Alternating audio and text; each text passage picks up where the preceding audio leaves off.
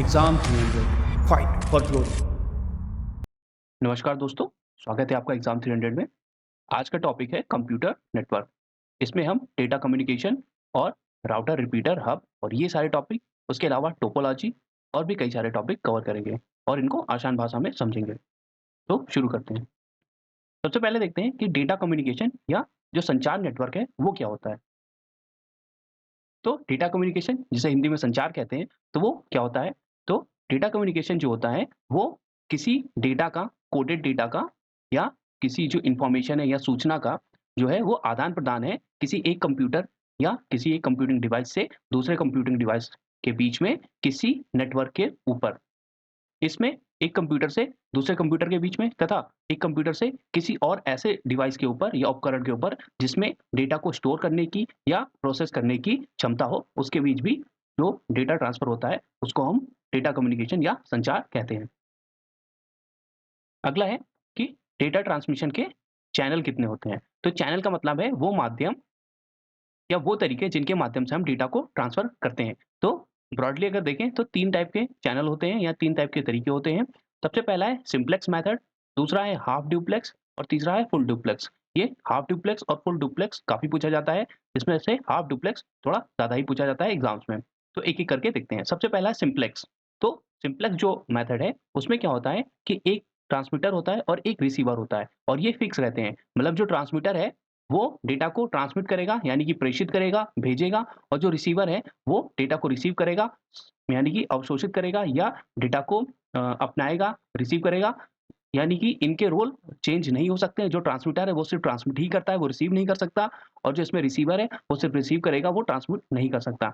इनका एग्ज़ाम्पल है जैसे कि आपका टेलीविज़न हो गया, रेडियो ब्रॉडकास्ट हो गया। तो जैसे आप जो आपका डीटीएच लगा होता है या केबल लगा होता है या आपका रेडियो ब्रॉडकास्ट है यानी कि जो आप रेडियो पे ट्यून करके सुनते हैं, तो उसमें आप जो है वो डेटा कहीं किसी टावर से, किसी स्टूडियो से आपके डिवाइस पे आता है, टीवी हो या रेडियो हो, उसमें आप डेटा अपने रेडियो के माध्यम से उस टीवी टावर पे या टीवी स्टूडियो पे या रेडियो स्टेशन पे आप भेज नहीं सकते हैं, सिर्फ़ आप रिसीव कर सकते हैं। तो वहाँ से जो डेटा ट्रांसमिट करता है वो ट्रांसमीटर हो गया, वो टीवी स्टेशन या टीवी टावर और जो आपका जो डिवाइस है टीवी हो गया या रेडियो हो गया, वो जो रिसीव करता है वो हो गया रिसीवर।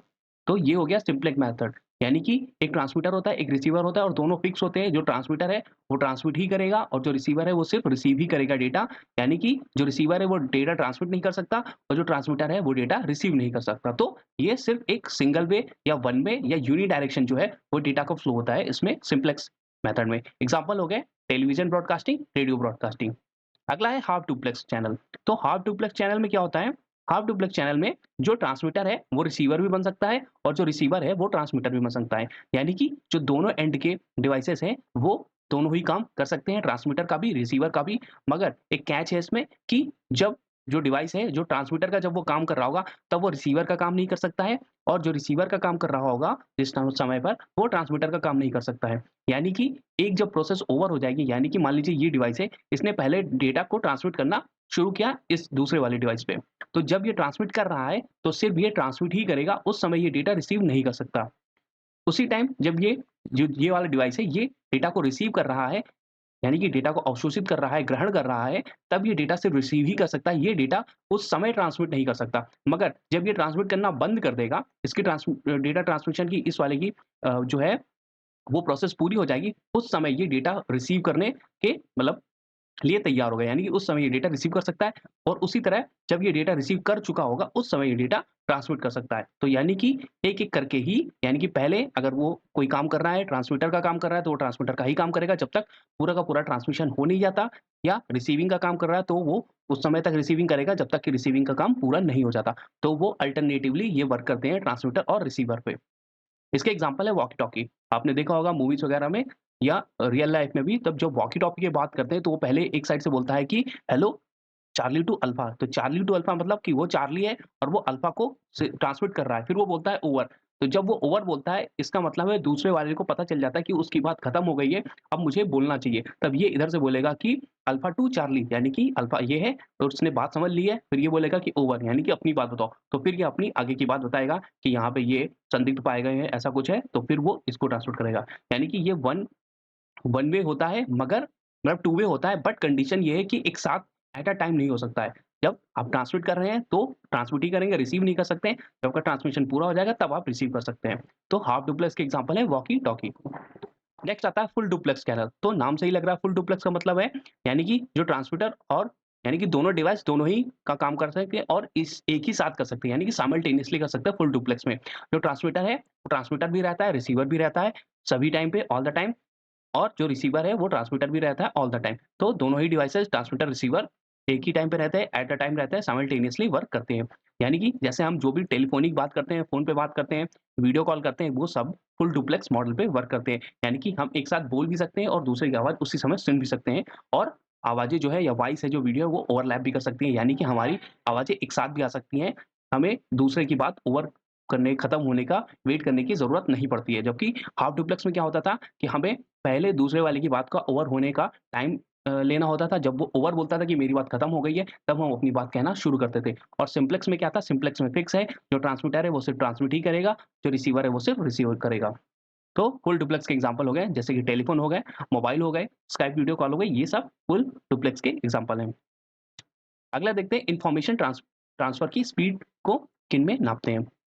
तो इन्फॉर्मेशन ट्रांसफर स्पीड क्या होती है? तो इन्फॉर्मेशन ट्रांसफर स्पीड वो होती है कि जिस स्पीड से डेटा को ट्रांसफर या भेजा जाता है या प्रेषित किया जाता है, उसको इन्फॉर्मेशन ट्रांसफर स्पीड कहते हैं। और इसकी यूनिट यानी कि इसको किसमें मापा जाता है? तो इसको बिट और बॉड में नापा जाता है, यानी कि बिट्स पर सेकंड और बॉड पर सेकंड। अब बिट रेट क्या होता है या बिट्स पर सेकंड क्या होता है? तो बिट्स जो हैं वो इंडिकेट करते हैं स्पीड ऑफ बिट्स। बिट्स यानी कि स्मॉलेस्ट इकाई है, जो कि आपका डेटा इन्फॉर्मेशन की या डेटा की सबसे छोटी इकाई है, जिसमें कि आप अपने डेटा को तोड़ सकते हैं। जैसे कि हमारी जो ह्यूमन बॉडी, उसकी सबसे स्मॉलेस्ट इकाई क्या मानी जाती है कॉन्स्टिट्यूशन की? तो वो मानी जाती है हमारी बॉडी की सेल्स मानी जाती है। उसी तरीके से किसी डेटा की जो स्मॉलेस्ट इकाई है, उसको बिट माना जाता है। तो इसमें देखते हैं कि कितने सारे उसने बिट्स जो हैं, इन्फॉर्मेशन के बिट्स 1 सेकंड में कितने सारे सेंड किए हैं, उसको बिट रेट कहते हैं। और ये कई उसमें होते हैं, जैसे कि बीपीएस हो गया, बिट्स पर सेकंड, किलो बिट्स पर सेकंड हो गया। किलो बिट्स का मतलब, किलो का मतलब होता है कि 10 टू द पावर 3, यानी कि 1000। तो यानी कि किलो बिट्स, केबीपीएस का मतलब है 1000 बिट्स ये 1 सेकंड में सेंड करेगा या रिसीव करेगा। मेगाबिट्स पर सेकंड मतलब ये हो गया 10 की पावर 6, तो यानी कि 10 लाख पर सेकंड में ये रिसीव करेगा। फिर आता है बॉड रेट। तो बॉड रेट क्या होता है? बॉड रेट जो होता है, वो होता है number of times a transmission changes state. तो 1 सेकंड में जो ट्रांसमिशन है, उसने कितनी बार अपनी जो है वो स्टेट को चेंज किया है, वो काउंट होता है बॉड रेट में। जैसे इस ग्राफ में समझते हैं, ये बॉड रेट का एग्जांपल है। तो पहले जो इन्फॉर्मेशन बिट फाइल थी, उसकी पोजीशन 1 थी, फिर 2 ये इस पोजीशन में आ गया। डेटा के हिसाब से तो अगर ये 1 पोजीशन है, तो यहाँ पे यानी कि 0 वैल्यू हो जाएगी। फिर 1 हो गई, फिर 0 हो गई, फिर 0 रही, फिर 1 हो गई। तो इस हिसाब से इसमें कितने बिट अगर हम बॉड काउंट करें तो कितने हो जाएगा? 1, 2, 3, 4, 5 एंड 6। तो इसमें स्पीड कितनी आ जाएगी? इस जो डेटा ट्रांसमिशन हो रहा है, इसकी स्पीड है 6 बॉड पर सेकंड। अगला देखते हैं डेटा कम्युनिकेशन के चैनल्स। तो जो हम आजकल यूज़ करते हैं, उनमें से कौन-कौन से चैनल्स काम करते हैं? तो पहला हो गया standard telephone line, microwave transmission, coaxial cable हो गया, फाइबर ऑप्टिक्स हो गया और सैटेलाइट कम्युनिकेशन हो गया। इनको हम एक-एक करके विस्तार से देखते हैं।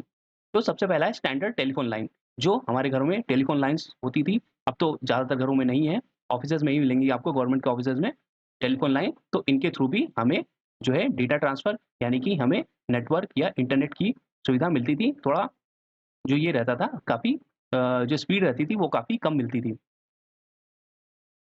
It is widely used as communication channel. ये वाइडली अब उतना ज़्यादा यूज़ नहीं होता है। अब तो 4G और 5G टेक्निक के आगे अब ये काफ़ी पीछे रह गए और उनकी स्पीड भी काफ़ी कम रहती है। और प्लस इनमें जो वायर का मेंटेनेंस होता था ना, कि तार कट गया है, डिस्ट्रॉय हो गया है, पानी चला गया, इन सब की वो बहुत सारी टेंशन रहती थी। तो इसलिए अब थोड़े-थोड़े मतलब ये इनका जो है काम यूज़ है वो कम होता जा रहा है। इसमें क्या होता था? इसमें 2 वायर होते थे कॉपर के, उनके ऊपर इंसुलेशन होती थी और फिर एक आउटर कवरिंग होती थी इंसुलेटर की। और इनमें क्या था? इनमें स्पीड जो थी डाटा ट्रांसमिशन की वो काफ़ी कम थी। फिर आया कोएक्सियल केबल।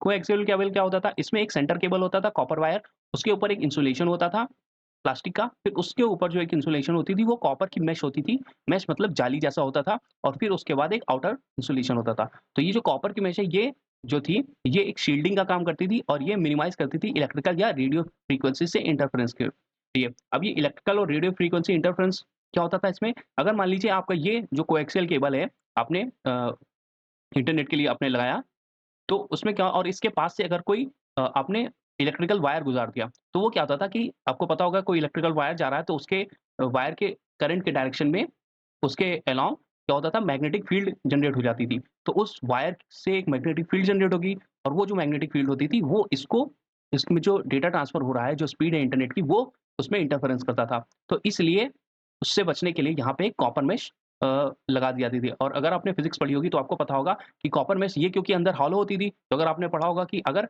इनसाइड द कोई हॉलो सिलेंडर है तो उसके अंदर इलेक्ट्रिकल और मैग्नेटिक फील्ड 0 हो जाती थी, यानी कि उसके अंदर जो फील्ड है वो नहीं पहुँच पाती थी, वो उसके सरफेस से होकर निकल जाती थी।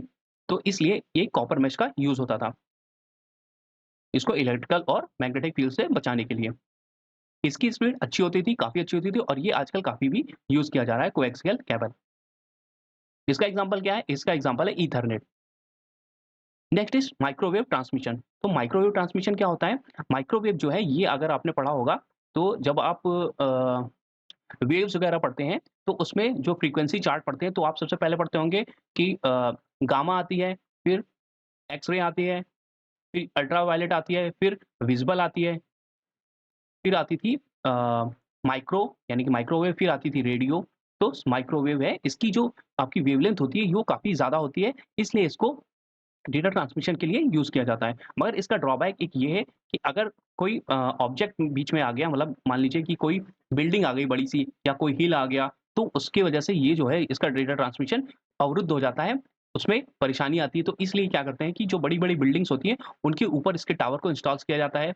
पहाड़ों के ऊपर इसके टावर को इंस्टॉल किया जाता है, ताकि डेटा ट्रांसमिशन आसानी से हो सके। और क्या करते हैं, धीरे-धीरे क्या करते हैं जब क ब बहुत लॉन्ग डिस्टेंस में डेटा ट्रांसफर करते हैं माइक्रोवेव के ऊपर, तो क्या होता है कि डेटा लॉस होने लगता है। तो इससे बचने के लिए ये जो यहाँ पे एक रिपीटर आपको दिख रहा होगा, वो यूज़ करते हैं। रिपीटर क्या करता है, रिपीटर जो है, जो ओरिजिनल आपका ट्रांसमिशन जो हो रहा होता है, जो ट्रांसमिशन डेटा होता है, जो इन्फॉर्मेशन होती है, उसको उसी की क्वालिटी में, ओरिजिनल क्वालिटी में रिपीट कर देता है। तो इसलिए रिपीटर का यानी कि जो आपका डेटा लॉस हो रहा है, उसको बचाने के लिए रिपीटर्स का यूज़ करते हैं। तो इसमें देखते हैं ये जैसे ट्रांसमीटर हो गया, माइक्रोवेव वाला, इसने माइक्रोवेव फ्रीक्वेंसी में डेटा को ट्रांसफ़र किया। यहाँ पे एक रिसीवर हुआ इस वाले एंटीने में, इसने इसको रिसीव किया। इसने देखा कि कुछ डेटा लॉस हुआ है, तो यहाँ पे एक रिपीटर लगा दिया गया। रिपीटर ने क्या किया, उस ओरिजिनल डेटा को उसी की जो क्वालिटी थी, उसी में आगे जाके रिपीट कर दिया, यानी कि आगे जाके ट्रांसफ़र कर दिया। तो इनका यूज़ करते हैं। इनके ड्रॉबैक क्या है? इनके ड्रॉबैक जैसे अभी हमने बताया कि डर्ट है, क्लाउड है, बैड वेदर है, उसमें जो है माइक्रोवेव ट्रांसमिशन जो है वो हिंडर्ड होता है, इसमें परेशानी आती है। तो इसलिए ये इसका एक ड्रॉबैक है कि अगर मान लीजिए बारिश हो रही है या आंधी-तूफ़ान आ गई या क्लाउड है या बैड वेदर है, तो उसमें जो है वो डेटा ट्रांसमिशन की जो स्पीड है या कभी-कभी डेटा ट्रांसमिशन बंद ही हो जाता है, नेट बंद हो जाता था। तो ये है माइक्रोवेव ट्रांसमिशन का ड्रॉबैक। और इसका यूज़ कहाँ करते हैं? तो आपने इस तरीके के टावर कहाँ देखे हैं? तो इस तरीके का आपने टावर देखे होंगे अपने घरों के पास लगे रहते हैं। जो जितने भी आपके घरों के पास टावर लगे हैं, ये सभी माइक्रोवेव ट्रांसमिशन पे ही वर्क करते हैं। जैसे कि जो आपका सेलुलर नेटवर्क या 3G, 4G वाले जो नेटवर्क टावर होते हैं, जो आपने देखे हैं, वो सभी माइक्रोवेव ट्रांसमिशन पे ही काम करते हैं। और कुछ टेलीविज़न ब्रॉडकास्टिंग वाले भी ये माइक्रोवेव ट्रांसमिशन पे ही कार्य करते हैं। Next is satellite communication.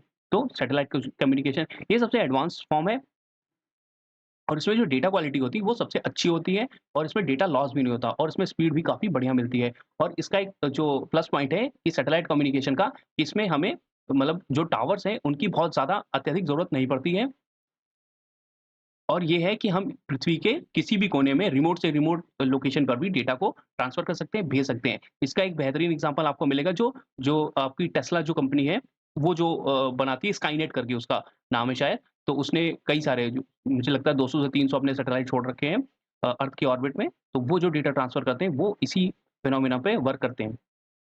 इसमें क्या होता है, इसमें सबसे पहले ग्राउंड में एक इक्विपमेंट होता है या ग्राउंड में एक मान लीजिए एक आपका एंटीना होता है, टावर होता है जो क्या करता है कि जो डेटा होता है, जो भी प्रेषित करना है, भेजना है, उसको यहाँ से सेंड किया जाता है। और जब ये डेटा सेंड होता है तो कहाँ पे होता है? वो सैटेलाइट के लिए होता है। तो वो ये जो डेटा सेंड हुआ, ये वहाँ पे अर्थ ऑर्बिट में इस सैटेलाइट ने रिसीव कर लिया। अब इस सैटेलाइट ने रिसीव करने के बाद इसको क्या किया कि सिग्नल को उसी हिसाब से मॉडिफ़ाई किया, जिस हिसाब से जहाँ पर भेजना हो। तो उसकी फ्रीक्वेंसी वगैरह चेंज करी, अगर ज़्यादा दूर भेजना है तो फ्रीक्वेंसी को बढ़ा देगा, कम कर देगा। तो इस हिसाब से वो फ्रीक्वेंसी को एडजस्ट करता है, फिर क्या करता है, जहाँ पर भी भेजना है उसके नियरेस्ट जो भी होता है ग्राउंडेड इक्विपमेंट पे, वहाँ पे उसको प्रेषित कर देता है। अब जैसे टेस्ला का एग्ज़ाम्पल है स्काईनेट का, तो वहाँ से एक उनका यानी कि स्काईनेट वालों का टेस्ला का अपना खुद का यहाँ पे डेटा ट्रांसमिशन वाला लगा होता है। यहाँ पे एंटीना उसने सैटेलाइट को भेजा, स्काईनेट वाले जो इनके सैटेलाइट हैं, उस सैटेलाइट ने क्या किया, ये जो आपकी होम जो डिश आपको देते हैं, एक एंटीना देते हैं छोटा-सा घर छत के ऊपर लगाने के लिए, उसको ट्रांसमिट कर दिया यहाँ पे। तो यहाँ पे आपको डायरेक्ट जो लॉसलेस होता है, मतलब कोई जो भी स्पीड होती है वो आप इसमें बहुत ही बेहतरीन मिलती है, काफ़ी मतलब तेज़ स्पीड मिलती है नेट की। तो यहाँ पे आपको रिसीव हो गया सिग्नल। तो ये होता है, यानी कि एक ग्राउंड स्टेशन होता है जो कि डेटा सेंड करता है सैटेलाइट को, फिर वही सैटेलाइट सैटेलाइट रिसीव करके डेटा वापस ट्रांसमिट कर देता है आपके डिश एंटीना को। तो ये हो गया सैटेलाइट कम्युनिकेशन। अच्छा, सैटेलाइट कम्युनिकेशन में और क्या होते हैं, तो सैटेलाइट कम्युनिकेशन को फास्ट कम्युनिकेशन भी बोलते हैं और ये सबसे अब तक का सबसे स्पीडेस्ट, यानी कि सबसे ज़्यादा जो तेज़ इंटरनेट इसी से मिलता है। इसको कहाँ-कहाँ यूज़ करते हैं, तो they are used for mobile application में यूज़ होता है, जैसे कि मोबाइल एप्लीकेशन में यूज़ होता है, कम्युनिकेशन ऑफ शिप्स में यूज़ होता है, व्हीकल्स में यूज़ होता है, आपके जीपीएस में यूज़ होता है, प्लेन्स में यूज़ होता है, हैंडहेल्ड टर्मिनल्स में और टीवी और रेडियो ब्रॉडकास्टिंग में भी अब इसका यूज़ किया जाता है सैटेलाइट कम्युनिकेशन का। अगर आपने इसरो के सुने हो इनसैट जी1, इनसैट जी2 ये सब जो है, तो इनसैट जो सैटेलाइट है वो इसी डेटा कम्युनिकेशन में ही यूज़ होते हैं। Next is fibre optics. तो फाइबर ऑप्टिक्स क्या होता है? बचपन से हम पढ़ते आ रहे हैं ऑप्टिकल फाइबर क्या होता है? तो ये पतले-पतले ग्लास ट्यूब होते हैं या प्लास्टिक के ट्यूब्स होते हैं, जो कि अंदर जिनमें सिल्वर कोटिंग होती है और ये टोटल इंटरनल रिफ्लेक्शन जो फिज़िक्स का एक फिनोमेना है, टोटल इंटरनल रिफ्लेक्शन उसपे वर्क करता है। तो क्या होता है, एक बार ये ऐसे होते हैं ऑप्टिकल फाइबर, अंदर टोटल इंटरनल जो रिफ्लेक्शन है उसका मतलब फिनोमेना फॉलो करता है। तो यहाँ पे अगर मान लीजिए आपका ट्रांसमीटर है, उसने यहाँ से कोई इन्फॉर्मेशन लाइट के उसमें प्रकाश के माध्यम से भेजी, यानी कि यहाँ जो इन्फॉर्मेशन भेजी जाती है, वो लाइट के फॉर्म में भेजी जाती है, लाइट के इम्पल्स के फॉर्म में भेजी जाती है, ठीक है? तो वो जो इम्पल्स जब यहाँ से जाती है, तो वो क्या करती है, इसकी इनर जो सिल्वर कोटिंग होती है, व्हाइट कोटिंग होती है, उस पे टकराती है और यहाँ पे टोटल इंटरनल रिफ्लेक्शन होता है, यानी कि यहाँ पे रिफ्रैक्शन या जो ये लाइट है, लाइट की पल्स है, वो बाहर नहीं निकलती, वो पूरी की पूरी 90 डिग्री अंदर ही बेंड कर जाती है। तो ये यहाँ से गई, यहाँ पे टकराई इसकी इनर वॉल पे और टोटल इंटरनल रिफ्लेक्शन हुआ, यानी कि फिर बेंड हो गई, फिर यहाँ पे फिर से टीआईआर हुआ, फिर इधर बेंड हो गई, फिर इधर बेंड हो गई, इधर बेंड हो गई और फिर वापस निकल जाती है। तो इससे क्या होता है, इससे जो आपका डेटा लॉस है वो 0% है। इसमें डेटा लॉस होता ही नहीं है। लगभग 0% है डेटा लॉस, तो और इसमें स्पीड भी ज़बरदस्त मिलती है। तो टीआईआर को फ़ॉलो करता है ऑप्टिकल फाइबर। ये बहुत ही पतला ग्लास का ट्यूब या आपका प्लास्टिक का ट्यूब होता है। और कौन-सा फिनोमेना फ़ॉलो होता है ऑप्टिकल फाइबर में? तो टोटल इंटरनल रिफ्लेक्शन। इसमें क्या होता है, ग्लास या प्लास्टिक का fibre that carries light along its length, यानी कि इसमें डेटा को लाइट के इम्पल्स इम्पल्स प्रकाश के इम्पल्स के रूप में छोटी-छोटी इम्पल्सेस में भेजा जाता है। और यहाँ पे देखिए लिखा है theory of total internal reflection पे ये वर्क करता है ऑप्टिकल फाइबर। कई बार पूछा गया है कि ऑप्टिकल फाइबर किस फेनोमेनन पर या थ्योरी पर वर्क करता है, तो टोटल इंटरनल रिफ्लेक्शन पे। अगला है नेटवर्क क्या होता है? तो नेटवर्क जो होता है, a computer network is a group of computers that are connected to each other for the purpose of communication, यानी कि कई सारे जो कंप्यूटर्स हैं या कंप्यूटिंग डिवाइसेज़ हैं, उनका एक साथ कनेक्ट होना, एक साथ जुड़ना ओवर किसी कम्युनिकेशन के लिए, यानी कि आपस में सूचनाओं को आदान-प्रदान के लिए, तो उसे ही हम एक नेटवर्क कहते हैं। मान लीजिए आप अपने घर में बैठे हैं, आपने अपना हेडफ़ोन ब्लूटूथ के थ्रू कनेक्ट कर लिया अपने फ़ोन में और फ़ोन को अपने वाई-फाई से कनेक्ट कर दिया, फिर आपने लैपटॉप को भी कनेक्ट कर दिया। तो आपने क्या किया, एक सारे के सारे डिवाइस जो जो भी आपके पास थे, उनको एक साथ कनेक्ट कर लिया। यानी कि आप अपने हेडफ़ोन पे वही गाना सुन सकते हैं जो आपने अपने लैपटॉप पे बजाया हुआ है, या आप अपने लैपटॉप पे वही मूवी देख सकते हैं जो अपने फ़ोन पे देख रहे हो। तो इससे क्या हुआ कि आपके जो भी आपके खुद के डिवाइस थे या घर के डिवाइस थे, वो सारे एक साथ एक-दूसरे से कनेक्ट हो गए। तो इसको क्या कहेंगे कि आपने अपने घर में या अपने कमरे में ही अपना खुद का एक नेटवर्क बना लिया। यानी कि अपने जो भी आपके डिवाइसेज़ हैं, उनको एक साथ कनेक्ट कर लिया, जिनके मतलब जिनमें एक-दूसरे से डेटा को भेजा जा सके, रिसीव करा जा सके, तो ये एक नेटवर्क बन गया। आपने एक अपना पर्सनल नेटवर्क बना लिया। इसको पैन भी कहते हैं, पर्सनल एरिया नेटवर्क भी कहते हैं, जो कि हम आगे पढ़ेंगे। तो नेटवर्क की डेफिनिशन आप समझ गए होंगे क्या होता है। इसमें कई सारे हार्डवेयर भी आ सकते हैं, सॉफ्टवेयर भी आ सकते हैं। भाई नेटवर्क बनाने के लिए कुछ यूज़ होगा, आपने कोई राउटर यूज़ किया, आपने कोई हब यूज़ किया, मान लीजिए आपके पास बहुत सारे डिवाइस हैं, मान लीजिए आप पहले नीचे वाले फ्लोर में रहते हैं, ऊपर वाले फ्लोर के डिवाइसेज़ को कनेक्ट करने के लिए आपने कुछ और लगाया, रिपीटर लगाया, तो इसमें कुछ हार्डवेयर डिवाइसेज़ भी आते हैं, सॉफ्टवेयर डिवाइसेज़ भी आते हैं, इन सबको मिला के नेटवर्क बनता है। और विश्व का पहला जो एक नेटवर्क था, कंप्यूटर नेटवर्क था, उसका नाम था ARPANET। ये भी इम्पोर्टेंट है, काफ़ी उसमें पूछा जा सकता है। और जो नेटवर्क है उसको ज़रूरत क्या होती है? तो नेटवर्क को ज़रूरत होती है एक सेंडर की, एक रिसीवर की और एक मीडियम की और एक प्रोटोकॉल की। अब ये प्रोटोकॉल क्या होते हैं? तो प्रोटोकॉल जो होते हैं, वो एक सेट ऑफ इंस्ट्रक्शन है, ये एक रूल है जो कि हर जो कंप्यूटिंग डिवाइस है, जो नेटवर्क पर है वो फॉलो करता है। यानी कि अगर मान लीजिए आपने अपने लैपटॉप से अपने मोबाइल में आपको कुछ भेजना है, तो क्या होगा? या तो आप ब्लूटूथ का सहारा लेंगे या आप केबल से भेजेंगे। तो जब आप ब्लूटूथ से या वाई-फाई के थ्रू भेजेंगे आप, तो क्या होता है कि अ, जिस प्रोटोकॉल को आपका लैपटॉप है वो फॉलो करेगा, उसी प्रोटोकॉल को आपका मोबाइल भी फॉलो करेगा, वही इंस्ट्रक्शन, वही सेट ऑफ रूल्स फॉलो करेगा, तभी वो डेटा आपके जो लैपटॉप है उसी से आ पाएगा आपके फ़ोन में। अभी इसके प्रोटोकॉल के बारे में आगे हम विस्तार से पढ़ेंगे। अब देखते हैं कुछ नेटवर्क रिलेटेड टर्म्स। इसमें सबसे पहला है प्रोटोकॉल। तो प्रोटोकॉल क्या होता है? अभी हम डिटेल में समझते हैं। तो प्रोटोकॉल जो है वो एक सेट ऑफ रूल्स है या स्टैंडर्ड्स हैं which is used by computers to exchange information और data with each other over a network. यानी कि जो प्रोटोकॉल है वो कुछ सर्टेन रूल्स हैं, कुछ सर्टेन स्टैंडर्ड्स हैं जो कि हर कंप्यूटर को या डिवाइसेस को फॉलो करने चाहिए या करना पड़ता है सूचना का आदान-प्रदान करने के लिए एक नेटवर्क के ऊपर, ठीक है? It can be defined as the rules governing the syntax, semantics and synchronisation of communication. तो ये सभी चीज़ें, सिंटैक्स यानी कि कोई एरर ना हो डेटा सेंड करने में, आपस में दोनों सिंक्रोनाइज़ हो यानी कि इसने जब डेटा सेंड किया उसी समय डेटा उसमें पूरा 100% रिसीव हो जाए, ये सिंक्रोनाइज़ेशन होगा।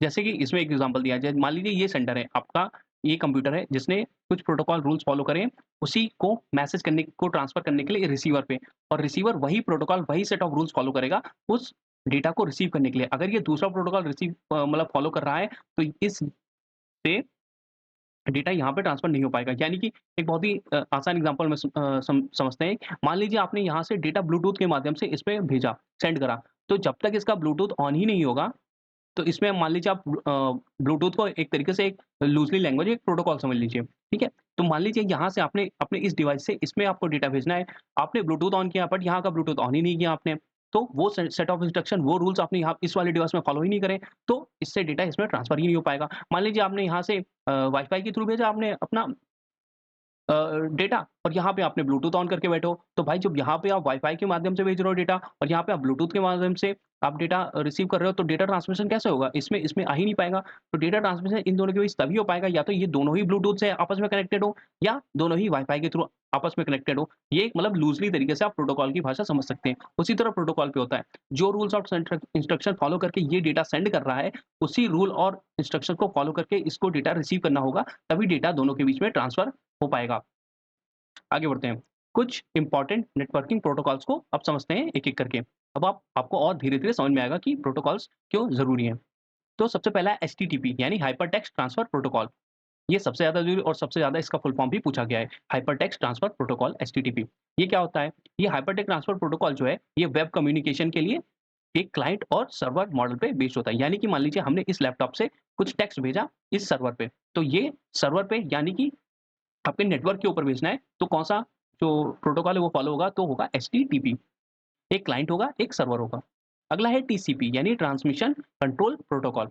इसमें क्या होता है? तो ट्रांसमिशन कंट्रोल प्रोटोकॉल जो है, वो इंश्योर करता है कि जो रिलायबल कनेक्शन ओरिएंटेड डेटा है, वो ट्रांसफर हो इंटरनेट की बेसिस पे। यानी कि यानी कि ये दोनों आपस में कनेक्टेड हैं और इन दोनों के कनेक्शन में कोई इश्यू ना आ रहा हो, डेटा स्मूथली ट्रांसफर हो पाए। ये पहले ही डिसाइड कर देता है, कौन डिसाइड करता है? टीसीपी। तो डेटा भेजने से पहले ही जो टीसीपी है, ये चेक कर लेता है कि दोनों जो डिवाइसेज़ हैं, वो एक-दूसरे से कनेक्टेड हैं और same set of protocols rules follow कर रहे हैं। ये कौन डिसाइड कर देता है? वो टीसीपी डिसाइड कर देता है। फिर आता है एसएमटीपी यानी कि simple mail transfer protocol. Simple mail transfer protocol क्या करता है? ये सेंड करता है और रिसीव करता है ईमेल्स को बिटवीन सर्वर्स। तो जब हम ईमेल भेजते हैं, तो उसके लिए कौन-सा जो प्रोटोकॉल है, वो फॉलो होता है, वो है SMTP simple mail transfer protocol.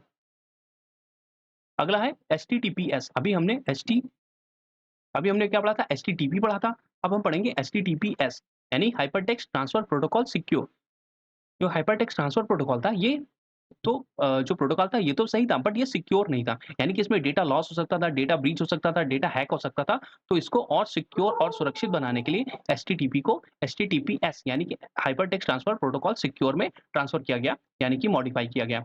ये क्या करता है? ये सिक्योर करता है, HTTP hypertext transfer protocol calls को एन्क्रिप्ट कर देता है डेटा। जैसे कि मान लीजिए सर्वर से आपने कुछ डाउनलोड करना है अपने लैपटॉप पे, तो ये जो सर्वर जब आपको भेजेगा, अगर एचटीटीपी पे भेज रहा है, तो ये जो डेटा जो भी भेज रहा होगा, वो सिक्योर नहीं होगा, वो कोडेड नहीं होगा, एन्क्रिप्टेड नहीं होगा।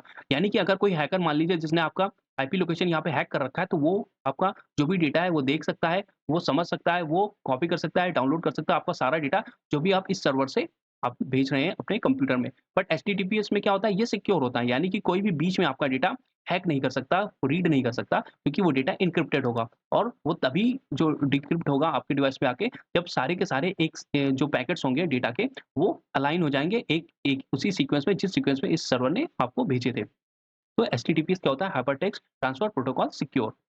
Next is internet protocol. तो इंटरनेट प्रोटोकॉल क्या होता है? इंटरनेट प्रोटोकॉल फैसिलिटेट करता है डेटा पैकेट्स को delivery across network using unique addresses. तो ये क्या करता है? इंटरनेट प्रोटोकॉल क्या करता है? जैसे कि मान लीजिए आपने इस सर्वर से अपने लैपटॉप पे कुछ डेटा मान लीजिए भेजना है और फिर उसके बाद कुछ डेटा इस सर्वर से ही डाउनलोड भी करना है। तो क्या करेगा, ये इंटरनेट प्रोटोकॉल क्या करता है कि आपके डिवाइस को एक आईपी एड्रेस भेज देता है, उसके उसको आईपी एड्रेस कहते हैं, इंटरनेट प्रोटोकॉल एड्रेस। यानी कि मान लीजिए इसका कुछ हो गया कि 422.00.11, मान लीजिए इसका ये एड्रेस हो गया। इसी तरह इस सर्वर को भी कुछ आईपी एड्रेस वो असाइन कर देगा। तो वो देखेगा कि इन दोनों के बीच में जो आईपी एड्रेस को पहले मैच कराएगा ये प्रोटोकॉल असाइन करके, और देखेगा कि इन दोनों के बीच ही जो आपने रिक्वेस्ट करी है वो इन दोनों के बीच में है, तो उसको वेरीफाई करेगा और फिर ये डेटा इसमें इसको ट्रांसफर कर देगा। तो ये क्या करता है कि डेटा को पहले छोटे-छोटे पैकेट्स में डिवाइड कर देता है और ये डिसाइड करता है कि डेटा जो है वो किस आईपी एड्रेस के बीच में जाना है। यानी कि इसका जो एक डेफिनिट आईपी एड्रेस होगा और इस सिस्टम का डेफिनिट आईपी एड्रेस होगा। मान लीजिए आपने कुछ डेटा डाउनलोड करना है, तो आप इस सर्वर में जाके एक डाउनलोड रिक्वेस्ट, जब आप डाउनलोड ऑप्शन को क्लिक करते हैं तो एक डाउनलोड रिक्वेस्ट जाती है सर्वर के पास कि भैया ये जो डिवाइस है इस आईपी एड्रेस का, ये डिवाइस आपसे सर्वर से कुछ डाउनलोड इन्फॉर्मेशन डाउनलोड करने की एक्सेस माँग रहा है। तो सर्वर क्या करता है, सर्वर का आईपी प्रोटोकॉल उस समय वर्क में आता है और वो देखता है कि ये जो डेटा ट्रांसफर हो वो छोटे-छोटे पैकेट्स में ट्रांसफर हो जो कि सिक्योर रहे, और फिर वो जो पैकेट्स हैं वो सारे के सारे पैकेट्स इसी लैपटॉप पे या इसी डिवाइस पे ही आ सके। ये इसको इंश्योर करता है इंटरनेट प्रोटोकॉल या आईपी प्रोटोकॉल। ठीक है, समझ गए? मान लीजिए आपको इसी अपने सिस्टम से इस पे डेटा सेंड करना हो, अपलोड करना हो, तो फिर भी आईपी एड्रेस ही वर्क में आएगा। वो क्या देखेगा कि इस डिवाइस से इस सर्वर में जो डेटा जाना है, तो उसको ही सुनिश्चित करेगा कि आपका जो भी डेटा है वो इसी सर्वर में ही जाए। तो वो आईपी प्रोटोकॉल ही उसको मैनेज करता है, उसको देखता है। अगला है एसएसएच यानी कि सिक्योर सेल। अब सिक्योर सेल क्या करता है? ये सिक्योर एन्क्रिप्टेड कम्युनिकेशन प्रोवाइड कराता है for command line, remote access and file transfer. मान लीजिए ये जो डिवाइस है ये आपके घर में है और ये जो डिवाइस है ये आपके ऑफिस में है। तो आप अपने ऑफिस से जो है वो अपना आईपी एड्रेस यहाँ का इसमें डालेंगे और अपने घर वाले जो लैपटॉप है उसको एक्सेस करेंगे। तो उस समय जो ये है ये सिक्योर सेल यूज़ में आएगा। ये एक एग्ज़ाम्पल दे रहा हूँ क्योंकि रिमोट एक्सेस में ये यूज़ होता है। तो उसमें दिखेगा कि जो आपका आईपी एड्रेस यहाँ का और यहाँ का ये मैच कराएगा और फिर देखेगा इन दोनों के बीच जो है वो सिक्योर जो है कनेक्शन हो पाए और जो डेटा ट्रांसफर है वो भी एन्क्रिप्टेड माध्यम से हो पाए। तो ये काम करता है एसएसएच। अगला है एफटीपी यानी कि file transfer protocol. File transfer protocol क्या करता है? तो फाइल ट्रांसफर प्रोटोकॉल जो जैसा कि नाम से दिखाई पड़ रहा है कि फाइल ट्रांसफर प्रोटोकॉल क्या करता है? 2 कम्युनिकेशन डिवाइसेज़ के ऊपर, यानी कि सर्वर भी हो सकता है, कंप्यूटर भी हो सकता है या दोनों ही कंप्यूटर हो सकता है या कोई कंप्यूटर और कोई और दूसरा भी डिवाइस हो सकता है। उन दोनों के बीच जब डेटा ट्रांसफर होता है तो उसमें एफटीपी की ज़रूरत से ही या एफटीपी की वजह से ही ट्रांसफर होता है। फाइल ट्रांसफर प्रोटोकॉल जो है वो ही उत्तरदायी होता है 2 डिवाइसेज़ के बीच में डेटा ट्रांसफर होने के लिए। अगला है यूडीपी यूज़र डायग्राम प्रोटोकॉल। तो यूज़र डायग्राम प्रोटोकॉल क्या करता है? एक्चुअल में ये डाटाग्राम होना चाहिए, यहाँ पे डायग्राम गलत लिखा है। ये है यूज़र डाटाग्राम प्रोटोकॉल। ये क्या करता है? ये connectionless fast data transfer protocol है विथ मिनिमम ओवरहेड। तो जो ये है, ये क्या करता है कि कोई कनेक्शनलेस है, यानी कि ये कोई कनेक्शन नहीं, इन दोनों के बीच में कोई कनेक्शन वो नहीं करता, बट ये क्या करता है कि अपने चारों तरफ एक फ़ील्ड जैसी क्रिएट कर देता है। अगर आप उस फ़ील्ड में हैं, तो ये डाटा इससे इसमें ट्रांसफ़र हो जाएगा। अगला है आईमैप, इंटरनेट मैसेज एक्सेस प्रोटोकॉल। तो आईमैप क्या है? इसका भी फुल फॉर्म काफ़ी बार पूछा गया है, internet message access protocol. Internet message access protocol जो करता है वो अलाउ करता है remote access and management of email stored on a server. अभी जो इससे पहले हमने देखा था वो क्या कर रहा था? वो डिवाइसेज़ के बीच में कर रहा था। इससे पहले वाला हम देखते हैं एसएसएच। तो ये क्या कर रहा था? ये डिवाइसेज़ के बीच में, मतलब एक मान लीजिए आपका एक एक पीसी है, एक दूसरा पीसी, तो उन दोनों पीसीज़ के बीच में जो आप रिमोट एक्सेस करेंगे और या फाइल ट्रांसफर करेंगे तो उस समय काम आएगा एसएसएच। मगर अगर आप किसी सर्वर से डेटा अपना जो है वो डेटा ट्रांसफर करते हैं, उसके लिए सॉरी डेटा को एक्सेस करते हैं किसी सर्वर के थ्रू अपने डिवाइस से, तो उस समय काम आएगा आईमैप, इंटरनेट मैसेज एक्सेस प्रोटोकॉल। तो जब आपको कोई अपना ईमेल जो है एक्सेस करना है सर्वर से, तब आईमैप यूज़ आएगा। अब देखते हैं नोड्स क्या होती है। तो किसी नेटवर्क में नोड जो होती है वो एक कनेक्शन पॉइंट होता है, और नोड जो एक कनेक्शन पॉइंट होता है, और यहाँ पे एक कोई पीसी भी हो सकता है, लैपटॉप भी हो सकता है, और कोई दूसरा भी डिवाइस भी हो सकता है। यहाँ पे एक हब भी हो सकता है, राउटर भी हो सकता है, कुछ भी हो सकता है। यानी कि कोई ऐसा हार्डवेयर डिवाइस हो सकता है जो या तो डेटा वहाँ से ट्रांसफर कर रहा हो, रिसीव कर रहा हो, या डेटा को ब्रांच कर रहा हो। तो कोई भी ऐसा डिवाइस जो नेटवर्क्स के में जो डेटा को ट्रांसफर कर रहा हो, रिसीव कर रहा हो या ब्रांच कर रहा हो, उसको नोड्स कहते हैं किसी नेटवर्क में। Next is server. अब समझते हैं सर्वर क्या है। A server is a main computer that manages resources to the other computer connected to a network. मान लीजिए आप गूगल के थ्रू आपने नेट आपने अपना गूगल क्रोम खोला और आपने गूगल पे सर्च किया। तो जो आप गूगल पे सर्च करते हैं, तो वो क्या होता है, वो आपका सर्च सबसे पहले आता है गूगल के सर्वर पे। और इस ये ऐसा गूगल का मतलब इसी टाइप के गूगल के खूब सारे सर्वर्स बने हुए हैं पूरे वर्ल्ड में। तो उस सर्वर पे जाता है, उस सर्वर पे आपकी जो इन्फॉर्मेशन है, जो भी आपका जो क्वेरी है, उसको सर्च किया जाता है, फिर वो ये सर्वर ही आपके जो इन्फॉर्मेशन है, उसको प्रोसेस करके आपको भेजता है। तो सर्वर क्या है? ये एक मेन कंप्यूटर होता है, किसी कंपनी का, किसी सर्विस प्रोवाइडर का, जो कि उस सर्विस प्रोवाइडर पे, उस नेटवर्क पे सारे कंप्यूटर्स को जो डेटा है, वो सेंड करता है, रिसीव करता है, मैनेज करता है। ठीक है, समझ गए? Any user on the network can access the resource store on the server. जैसे कि भाई आपके पास डिवाइस होना चाहिए, आपके पास नेट होना चाहिए, आप कोई भी गूगल यूज़ कर सकता है, गूगल के सर्वर से डेटा ट्रांसफर कर सकता है, रिसीव कर सकता है, सर्च कर सकता है। ये मेन और पावरफुल कंप्यूटर होता है नेटवर्क का। सबको पता है, काफ़ी हाई पावरफुल कंप्यूटर यहाँ पे यूज़ होते हैं। इनको मेनफ्रेम कंप्यूटर भी कहते हैं। तो सर्वर में कौन-सा कंप्यूटर यूज़ होते हैं? मेनफ्रेम कंप्यूटर्स यूज़ होते हैं। ये एक सेंट्रल कंप्यूटर होता है which hold collection of data and program for PCs, work station and other computers. ये भी ठीक है। Server are often dedicated meaning that they perform no other task beside their server task. तो जैसे कि ये जो कंप्यूटर हैं आपके मेनफ्रेम कंप्यूटर, इन पे जाके आप कुछ मतलब इन पे इंडिविजुअली जाके आप कुछ अपना पीसी वाला काम नहीं कर सकते कि आपका मन हुआ कि भाई हम मुझे इसमें जाके एक स्प्रेडशीट बनानी है या एक्सेल शीट बनानी है, तो वो काम इसमें नहीं होगा। इस पे वही काम हो सकता है डेटा का प्रोसेस का, डेटा का जो आपका है सेंडिंग का, रिसीविंग का, ये काम जो होता है डेटा स्टोरेज का, ये काम होता है जो है सर्वर्स का। Several computer needs to be fast and to have a large storage capacity, hard disk and lots of RAM। ये जो भी आप लाइट्स देख रहे हैं ना, ये ईच लाइट जो है ये एक रैम को और हार्ड डिस्क को मतलब यहाँ पे जितनी भी आप लाइट्स देख रहे हैं ना, वो हर एक लाइट एक हार्ड डिस्क को डिनोमिनेट करती है। मतलब जितनी लाइटें हैं उतनी हार्ड डिस्क यहाँ पे लगी होती हैं। तो यहाँ पे बहुत सारा स्टोरेज डिवाइसेस होता है और बहुत सारी जो है लार्ज स्टोरेज कैपेसिटी होती है एक सर्वर की। अगला है टर्मिनल क्या होते हैं? तो एक डेटा कम्युनिकेशन नेटवर्क में टर्मिनल जो है वो एक कंप्यूटर इक्विपमेंट होता है जो कि end of the line from the host processor. यानी कि एक प्रोसेसर होगा और उसके एंड यानी कि जो डेटा को रिसीव करता है उसको टर्मिनल कहते हैं। टर्मिनल में एक पीसी भी हो सकता है और कोई दूसरा डिवाइस भी हो सकता है। आपका हेडफोन भी हो सकता है, आपका मोबाइल फ़ोन भी हो सकता है, और आपके ईयरपॉड्स हो सकते हैं। आपकी मान लीजिए कोई एसी अगर कनेक्टेड है नेटवर्क पे, तो एसी भी हो सकता है आपका। आपका वॉशिंग मशीन, जो भी नेट के थ्रू कनेक्टिंग डिवाइस होता है, वो सब टर्मिनल में आ जाते हैं। मॉनिटर भी हो सकता है आपका। टर्मिनल में भी अनदर कंप्यूटर और a general purpose terminal devices, जैसे कि कीबोर्ड भी हो सकता है आपका, वीडियो हो सकता है यानी विजुअल डिस्प्ले यूनिट हो सकता है, आपका मॉनिटर हो सकता है, एक पर्पस टर्मिनल कैश रजिस्टर भी हो सकता है, बैंकिंग टर्मिनल्स भी हो सकते हैं। Computer terminal is an electronic device that is used for entering data into and displaying data from a computer.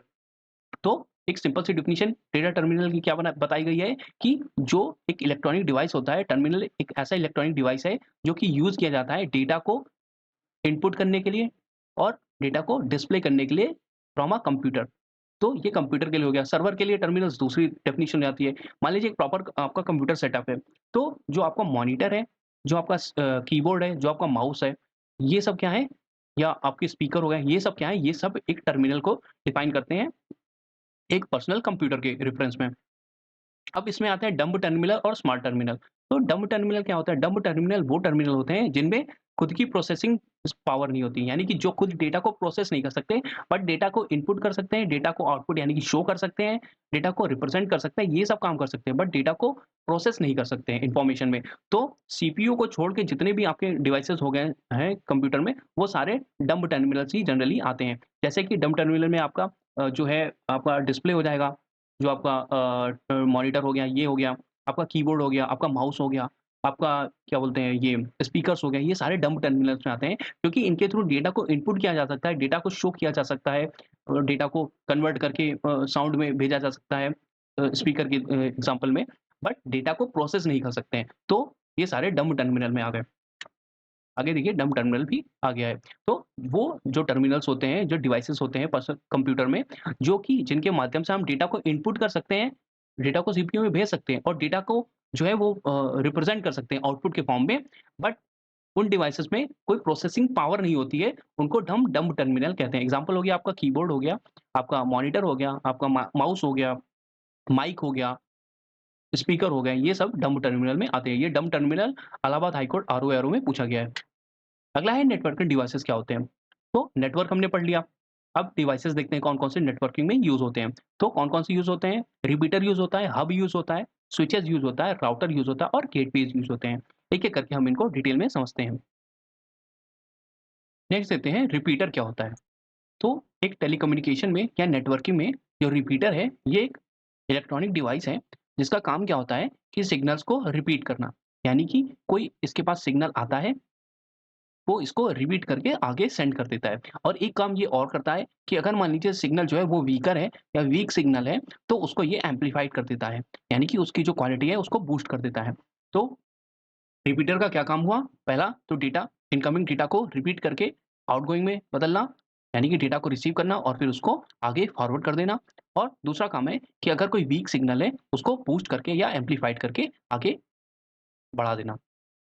तो ये रिपीटर का काम होता है। अगला है हब क्या होता है? तो एक नेटवर्किंग इंटरनेट में या नेटवर्क में हब जो है वो एक इलेक्ट्रॉनिक डिवाइस है जो कि मल्टीपल कंप्यूटर्स को या डिवाइसेस को एक साथ कनेक्ट करता है। तो ये एक हब यहाँ पे है। इससे देखिए कितने सारे लगभग 5 कंप्यूटर्स इससे जो है वो अटैच हैं या लिंक्ड हैं। तो हब का क्या काम होता है? हब का काम होता है किसी एक नेटवर्क पे कई सारे सिस्टम्स को, कई सारे जो डिवाइसेज़ हैं आपके उनको कनेक्ट करना एक साथ। अगला है स्विच क्या होता है? तो स्विच जो है वो एक नेटवर्किंग में स्विच का काम क्या होता है? ये जो है ये डेटा को फॉरवर्ड करता है, डेटा पैकेट्स को बिटवीन द डिवाइसेस। जैसे कि मान लीजिए यहाँ पे आपका राउटर है, राउटर ने कोई आपका डेटा सेंड किया, तो जो यहाँ पे जो स्विच होगा वो क्या करेगा? वो इस डिवाइस को यानी कि ये जो डेटा है, वो डेटा आपके डिवाइसेस को भेजेगा और इस डिवाइसेस से डेटा आपके राउटर को भेजेगा। तो a network switch can not connect devices in a network to each other enabling them to talk by exchanging data packets. यानी कि स्विच का क्या काम होता है? स्विच का काम होता है कि आपके नेटवर्क में जो डिवाइसेस अटैच हैं एक-दूसरे से, उनको उनके बीच में आपस में एक कनेक्शन प्रोवाइड कराना जिससे वो एक-दूसरे के बीच में डेटा को सेंड कर सके और रिसीव कर सके। तो इस सर्वर से इस लैपटॉप पे आ रहा है, प्रिंटर में जा रहा है, डेस्कटॉप में जा रहा है, फ़ोन में जा रहा है, गेमिंग कंसोल में जा रहा है और यहाँ पे राउटर से में जा रहा है। तो इन दोनों के बीच में जो डेटा ट्रांसफर का और कनेक्शन का काम करेगा, वो क्या करेगा? स्विच का काम करेगा। अगला है राउटर क्या होता है? तो राउटर एक ऐसा इलेक्ट्रॉनिक डिवाइस है जो कि कनेक्ट करता है 2 या मोर पैकेट स्विच नेटवर्क को या सब नेटवर्क को। अब पीछे वाले उसमें डायग्राम में देखते हैं, नहीं आगे ही दिया हुआ है। तो ये जैसे एक राउटर हो गया, आपका एक ये डिवाइस हो गया। तो यहाँ पे 2 स्विच लगे हुए हैं, एक स्विच ये है, एक स्विच ये है। अभी हमने स्विच में देखा कि स्विच क्या करता था कि कई सारे जो कंप्यूटिंग डिवाइसेज़ हैं, उनको आपस में कनेक्ट कर देता था, जिससे वो आपस में जो डेटा है वो ट्रांसफर कर सके, आदान-प्रदान कर सके। उसी तरह के ये स्विच है, ये जो है इन 2 कंप्यूटिंग डिवाइसेज़ और डिवाइसेज़ के बीच में मतलब डेटा को सेंड कर रहा है, रिसीव करा रहा है, आपस में कनेक्ट करा रहा है। तो इन 2 स्विचेज़ को आपस में कनेक्ट करने के लिए हमें राउटर की ज़रूरत पड़ती है। तो राउटर क्या करता है 2 स्विचेज़ को या ज़्यादा से 2 या 2 से ज़्यादा स्विचेज़ को आपस में कनेक्ट करता है राउटर। और स्विच क्या करते थे? स्विच करते थे कि अलग-अलग कंप्यूटिंग डिवाइसेज़ को किसी नेटवर्क पे आपस में कनेक्ट करते थे, जिससे वो आपस में एक-दूसरे को डेटा सेंड या रिसीव कर सकें। अगला देखते हैं स्विच और राउटर के बीच में डिफरेंस क्या होता है। तो जो स्विच है वो ओएसआई लेयर 2 पे वर्क करता है जो कि डेटा लिंक लेयर होती है। अभी ये ओएसआई जो मॉडल आप देख रहे हैं इसको हम आगे डिटेल में समझेंगे ये होता क्या है। अभी के लिए आप समझ लीजिए कि जो स्विच है वो ओएसआई मॉडल की सेकंड लेयर पे काम करता है जो कि डेटा लिंक लेयर होती है। जबकि जो राउटर है वो ओएसआई मॉडल की लेयर 3 पे काम करता है जो कि नेटवर्क लेयर होती है। तो राउटर नेटवर्क लेयर पे काम करता है तीसरी लेयर पे ओएसआई मॉडल के और स्विच जो है वो डेटा लिंक लेयर पे यानी कि लेयर 2 पे काम करता है। तो ये आपसे पूछा जा सकता है कि ओएसआई मॉडल की किस लेयर पे राउटर वर्क करता है? तो तीसरी लेयर पे जो कि नेटवर्क लेयर होती है।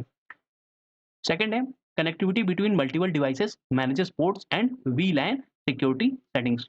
और राउटर क्या करता है, ये सिर्फ डायरेक्ट करता है डेटा के फ्लो को नेटवर्क में, जबकि स्विच क्या करता है, ये कई सारे डिवाइसेस को कनेक्ट करता है और पोर्ट्स को मैनेजमेंट करता है वीलैन के सिक्योरिटी सेटिंग्स पे। अगला है ट्रांसमिशन फॉर्म। तो ये frame L2 switch, frame end packet L3 switch इस पे काम करता है, जबकि जो इसका जो ट्रांसमिशन फॉर्म होता है वो पैकेट्स के फॉर्म में होता है। तो राउटर पैकेट्स के फॉर्म में डेटा को सेंड करता है, जबकि जो स्विच है वो फ्रेम L2 स्विच और फ्रेम L3 स्विच पैकेट्स के फॉर्म में भेजता है। स्विच ट्रांसमिशन का जो फॉर्म होता है वो हाफ डुप्लेक्स और फुल डुप्लेक्स पे काम करता है। अभी हमने पढ़ा था हाफ डुप्लेक्स और फुल डुप्लेक्स का मतलब, यानी कि जो डिवाइस होगा वो सेंडिंग और रिसीवर, ट्रांसमीटर और रिसीवर का काम करता है, बट साइमल्टेनियसली नहीं कर सकता, एक के बाद एक करता है। वो हाफ डुप्लेक्स होता है, और फुल डुप्लेक्स में वो ट्रांसमीटर और रिसीवर दोनों का एट द टाइम काम कर सकता है, वो फुल डुप्लेक्स होता है। और जो राउटर का ट्रांसमिशन मॉडल है वो फुल डुप्लेक्स है। स्विच को यूज़ करते हैं लैन्स में, जबकि राउटर को यूज़ करते हैं हम लैन में, मैन में और वैन में। यानी कि राउटर को हम तीनों जगह ही लैन में, मैन में और वैन में यूज़ करते हैं, जबकि स्विचेस को हम सिर्फ लैन में यूज़ करते हैं। यानी कि जो लैन में आपकी जो ईथरनेट केबल वाला होता है, उसमें कनेक्ट करने के लिए डिवाइसेस को, उसमें हम स्विच का यूज़ करते हैं। और बाकी ज़्यादा इसमें डिटेल्स पढ़ने की ज़रूरत नहीं है, मैक्सिमम स्पीड भी कभी पूछी नहीं आती है, तो इन दोनों के बीच में इतने डिफरेंसेस काफ़ी हैं। अगला है गेटवेज़ क्या होता है? तो गेटवे जो है, वो कनेक्ट करता है 2 नेटवर्क को with different transmission protocol together. अभी हमने पढ़ा था कि 2 डिफरेंट प्रोटोकॉल ट्रांसमिशन वाले जो नेटवर्क होते हैं, वो उनके बीच में आपस में जो ट्रांसमिशन होता था या कनेक्शन होता था, वो पॉसिबल नहीं था। बट ये जो एक गेटवे डिवाइस है, ये क्या करता है, ये 2 डिफरेंट जो नेटवर्क वाले डिवाइसेज़ हैं, उनको आपस में कनेक्ट करता है, जिनमें अलग-अलग ट्रांसमिशन प्रोटोकॉल जो है फॉलो हो रहा हो। तो मान लीजिए ये कोई लोकल नेटवर्क अलग है, ये कोई अलग है, ये कोई अलग है, और ये तीनों ही अलग-अलग ट्रांसमिशन प्रोटोकॉल को फॉलो कर रहे हैं। अब इन तीनों को एक साथ कनेक्ट करेगा सर्वर के साथ, वो कौन करेगा? वो है आपका gateway. Next is OSI model. तो ओएसआई मॉडल क्या है? ओएसआई मॉडल का फुल फॉर्म है ओपन सिस्टम इंटरकनेक्शन, और ये जो मॉडल है, ये बनाया गया था 19 मुझे याद नहीं आ रहा है, 1990s में शायद बनाया गया था। इंटरनेशनल ऑर्गेनाइजेशन फॉर स्टैंडर्डाइजेशन ने इसे बनाया था, जिससे कि एक कॉमन बेसिस बन पाए कोऑर्डिनेशन और standard development for the purpose of systems का इंटरकनेक्शन के लिए। यानी कि दुनिया में जो जितने भी सिस्टम्स हैं, वो एक दूसरे से कनेक्ट हो पाएँ, इंटरनेट के थ्रू कनेक्ट हो पाएँ, तो वो एक कॉमन स्टैंडर्ड से कनेक्ट हो पाएँ। जैसे कि आप अपने इंडिया में देखिए, तो आईएसआई करके एक स्टैंडर्ड जो है अपना इंडियन स्टैंडर्ड जो ऑर्गेनाइजेशन है, वो मतलब करता है, आईएसओ प्रमाणित करता है कि जो प्रोडक्ट है वो एक ही जो क्वालिटी है उसको फॉलो करें। इसी तरह ओएसआई मॉडल भी है, जो करता है कि नेटवर्किंग की और डिवाइसेज़ की जो क्वालिटीज़ हैं, वो उनको सभी डिवाइसेज़ फॉलो कर सकें, जिसकी मदद से वो आपस में कनेक्ट हो सकें, नेटवर्क से कनेक्ट हो सकें, इंटरनेट से कनेक्ट हो सकें, और कोई दिक्कत ना हो। It helps communicate and visualize how digital communication operate for a wide variety of users, including design, engineering, marketing, documentation, and more. It also used for troubleshooting and isolating network issue. तो network issue ना हो, इन सबको manage करने के लिए एक OSI model develop किया गया और सभी कंट्रीज को कहा गया कि आप इसी को फॉलो करें। अब देखते हैं ओएसआई मॉडल होता क्या है। तो इसमें 7 लेयर होती हैं। पहली लेयर होती है फिजिकल लेयर। फिजिकल लेयर का क्या काम होता है? ये जो है वो डेटा को ट्रांसमिट करती है बिट स्ट्रीम में ओवर द फिजिकल मीडियम, यानी कि केबल वगैरह के फॉर्म में। तो फिजिकल लेयर हो गई। डेटा लेयर होती है सेकंड लेयर। सेकंड लेयर को कहते हैं data link layer. Define the format of data on the network, यानी कि डेटा किस फॉर्मेट में है उसको डिफाइन करता है डेटा लिंक लेयर। और सबसे इंपॉर्टेंट जो है वो है तीसरी लेयर, जो कि नेटवर्क लेयर है। तो इसी पे वर्क करता है आपका राउटर। तो डेटा जो नेटवर्क लेयर है, जो थर्ड लेयर है ओएसआई मॉडल की, इसमें राउटर वर्क करता है और यही डिसाइड करता है कि physical path the data will take, यानी कि जो डेटा है वो किस पाथ के थ्रू जाएगा, किस माध्यम से जाएगा, किस डायरेक्शन से जाएगा, उसको जो है वो डिसाइड करता है, नेटवर्क लेयर डिसाइड करती है, जो कि थर्ड लेयर होती है। इसको बहुत इंपॉर्टेंट, ये कई बार पूछी गई है कि थर्ड लेयर कौन सी होती है या नेटवर्क लेयर कौन सी है ओएसआई मॉडल में, तो वो तीसरी लेयर है। चौथी आती है ट्रांसपोर्ट लेयर। ट्रांसपोर्ट लेयर क्या है? तो ट्रांसपोर्ट लेयर जो है वो डेटा को ट्रांसमिट करती है, और इसमें कौन से प्रोटोकॉल फॉलो होते हैं? तो टीसीपी एंड यूडीपी। तो ट्रांसपोर्ट लेयर कौन से प्रोटोकॉल्स को फॉलो करती है? टीसीपी और यूडीपी को, और ये डेटा के ट्रांसमिशन में हेल्प करती है, या इसी लेयर में डेटा ट्रांसफर होता है। पांचवी लेयर है सेशन लेयर।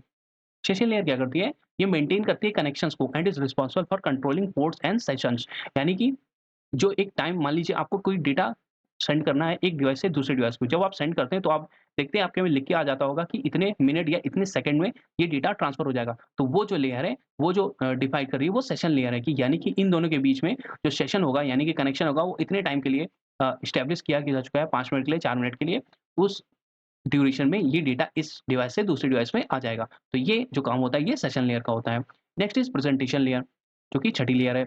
ये इंश्योर करती है कि data is usable format and is where data encryption occur. तो जो छठी लेयर है प्रेजेंटेशन लेयर है, यहाँ पे डेटा का एन्क्रिप्शन होता है और जब एन्क्रिप्ट होके डिक्रिप्ट होती है, तो वो देखती है कि जो डेटा रीडेबल फॉर्म में है कि नहीं, यानी कि एन्क्रिप्शन के बाद जो डेटा ट्रांसफर हुआ है, वो वापस से डिक्रिप्ट हो पाएगा कि नहीं हो पाएगा। तो ये जो है डिसाइड करती है या ये चेक करती है प्रेजेंटेशन लेयर जो कि छठी लेयर है।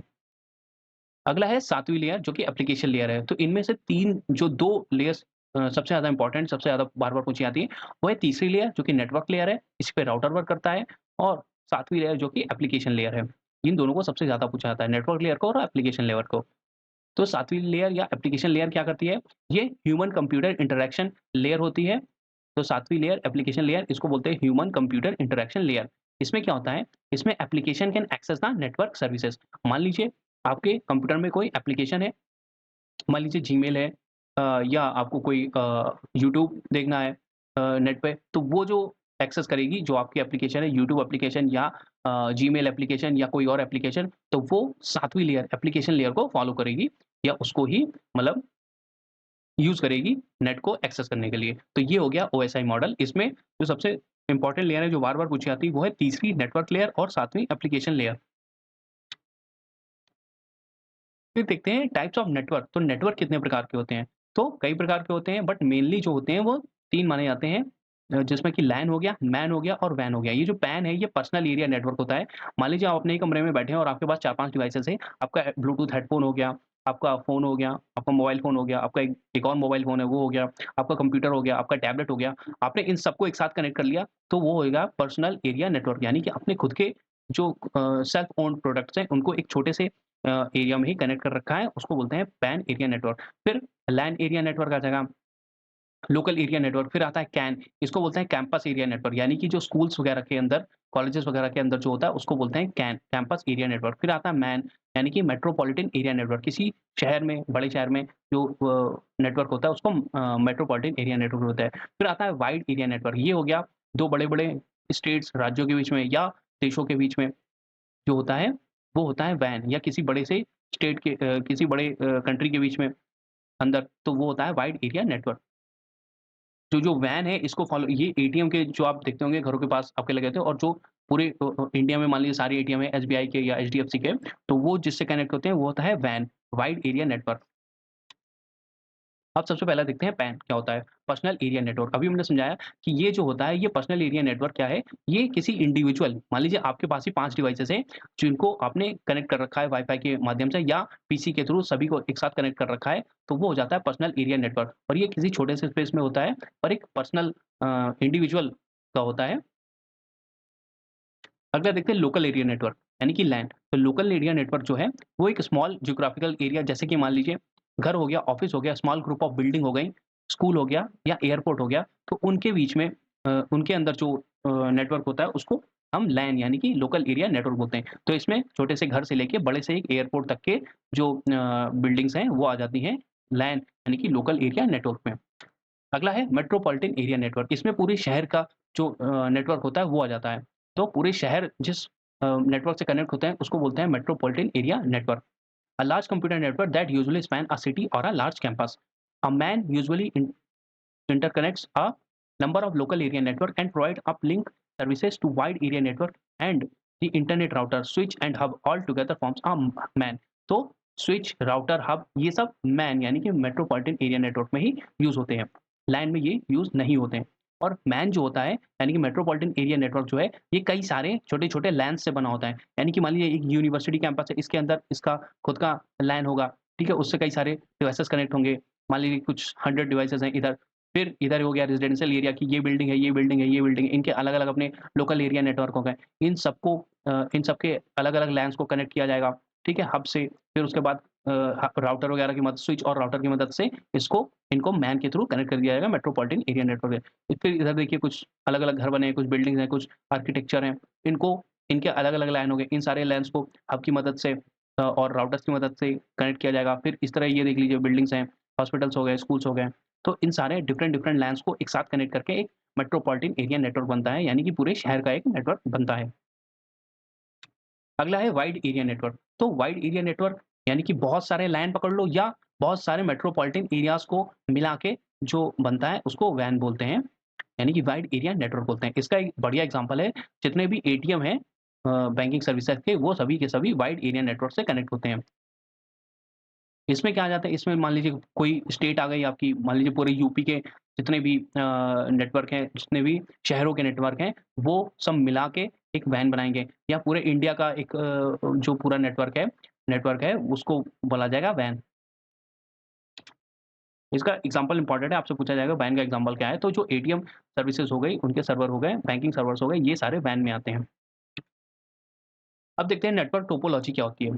तो टोपोलॉजी पहले समझते हैं क्या होती है? तो टोपोलॉजी जो है उसका मतलब होता है अरेंजमेंट ऑफ एलिमेंट या लिंक या node over a communication network. तो किसी कम्युनिकेशन नेटवर्क में जो डिवाइसेस होते हैं, अभी आपने नोड की डेफिनिशन पढ़ी थी कि नोड एक डिवाइस भी हो सकता है और कंप्यूटर भी हो सकता है। तो कोई भी नेटवर्किंग डिवाइस एक एरिया नेटवर्क में जितने भी नेटवर्किंग एरिया डिवाइस हैं, वो किस तरीके से एक दूसरे से कनेक्ट हैं, उसको ही टोपोलॉजी कहते हैं। मान लीजिए ये 2 डिवाइस हैं, अब ये दोनों आपस में स्ट्रेट एक दूसरे से केबल के थ्रू कनेक्ट हो गए, तो इसको पॉइंट टू पॉइंट कनेक्शन को बोल देंगे। मतलब यहाँ से हमने एक मान लीजिए यूएसबी ए या बी या मान लीजिए सी लिया, उससे एक दूसरे को इन दोनों को कनेक्ट कर दिया, तो ये क्या होता है पॉइंट टू पॉइंट कनेक्शन। अब हमारे साथ कई सारे डिवाइसेज़ हो गए, अब उन डिवाइसेज़ को हम तार से तो कनेक्ट कर नहीं सकते हैं, जैसे इसको आपस में कनेक्ट कर दिया, भाई एक तार से तो इन 2 को कनेक्ट हो गया, बट एक तार से इन 5 डिवाइसेज़ को तो कनेक्ट नहीं कर पाएँगे। तो उसके लिए हमने क्या किया, उसके लिए हमने अलग-अलग तरीके के जो जुगाड़ हैं या तरीके हैं, वो इजाद किए, इनको ही टोपोलॉजी कहते हैं। तो किसी एक नेटवर्क में कई सारे डिवाइसेज़ को कनेक्ट करने के लिए जो अरेंजमेंट है, जो तरीका है, उसको ही हम टोपोलॉजी कहते हैं। द अरेंजमेंट ऑफ एलिमेंट या नेटवर्क या devices over a communication network is called as network topology. अब एक-एक करके इन सबको देखते हैं। पहले तो एग्ज़ाम्पल समझ लेते हैं कि टोपोलॉजी कौन-कौन सी होती है। तो मेन एग्ज़ाम्पल हैं, पहला हो गया पॉइंट टू पॉइंट, दूसरा हो गया बस topology, ring topology, star topology, ये देखिए स्टार की शेप का लग रहा है, स्टार टोपोलॉजी हो गई। फिर ट्री टोपोलॉजी हो गई, मेश टोपोलॉजी और हाइब्रिड टोपोलॉजी। हाइब्रिड टोपोलॉजी बहुत इंपॉर्टेंट नहीं है, नाम से ही लग रहा है कि हाइब्रिड है, यानी कि इसमें गड़बड़ है। गड़बड़ का मतलब इन द सेंस इसमें कई सारे जो इंडिविजुअल टोपोलॉजी है वो उन सबको मिला के डिफरेंट टोपोलॉजीज़ को मिला के कंबाइन कर दिया गया, तो वो हाइब्रिड बन गई। हाइब्रिड हाइब्रिड का मतलब होता है गड़बड़, थोड़ा इधर का, थोड़ा उधर का, मतलब 100% प्योरिटी नहीं होती है इसमें। तो जैसे यहाँ पे देख लीजिए रिंग टोपोलॉजी उठाई, यहाँ से इन्होंने स्टार टोपोलॉजी उठाई और यहाँ से इन्होंने बस टोपोलॉजी उठाई। तो 3 अलग-अलग टोपोलॉजीज़ को एक साथ कनेक्ट कर दिया, तो उसको बोल दिया हाइब्रिड। अब एक-एक करके देखते हैं इंपॉर्टेंट टोपोलॉजीज़। सबसे पहली है बस टोपोलॉजी। तो बस टोपोलॉजी है, ये सबसे सिंपल जो है 2 से ज़्यादा डिवाइसेज़ को कनेक्ट करने के लिए जो सबसे सिंपल टोपोलॉजी होती है, उसको बस टोपोलॉजी कहते हैं। इसमें क्या होता है, एक मेन सेंट्रल वायर होता है, एक मेन केबल होता है, उसकी मदद से हम ये देखिए ऐसे करके कनेक्ट कर देते हैं कई सारे सिस्टम्स को, उसको तो इससे एक बस टोपोलॉजी फॉर्म होती है। अब कभी आप किसी बस में बैठे हो, तो बस में देखिए ना बीच में एक गैलरी होती है और एक इधर सीट, एक इधर सीट, एक इधर सीट, एक मतलब उसमें तो जनरली सामने होती है, इसमें भी सामने भी आप बना सकते हैं। तो इसी तरह बस यानी कि एक सीट ये हो गई, एक सीट ये हो गई, एक सीट ये हो गई, एक सीट ये हो गई, एक सीट ये हो गई, एक सीट ये हो गई। तो इसको बोल दिया बस, यानी कि बस की तरह ही लगता है। तो बस टोपोलॉजी हो गई। मतलब आसान भाषा में समझने के लिए इस तरीके से भी समझ सकते हो। इसमें मेन इंपॉर्टेंट चीज़ क्या है कि जो एक सेंट्रल वायर जो होता है वो एक ही होता है। मतलब एक ही सेंट्रल वायर से कई सारे डिवाइसेज़ अलग-अलग पॉइंट पे कनेक्ट होते हैं, तो बस टोपोलॉजी फॉर्म होती है। इसमें क्या होता है, bus network are the simplest way to connect multiple nodes, ये अभी हमने पढ़ा है, समझ लिया हिंदी में, but may have problem when 2 nodes want to transmit at the same time on the same बस।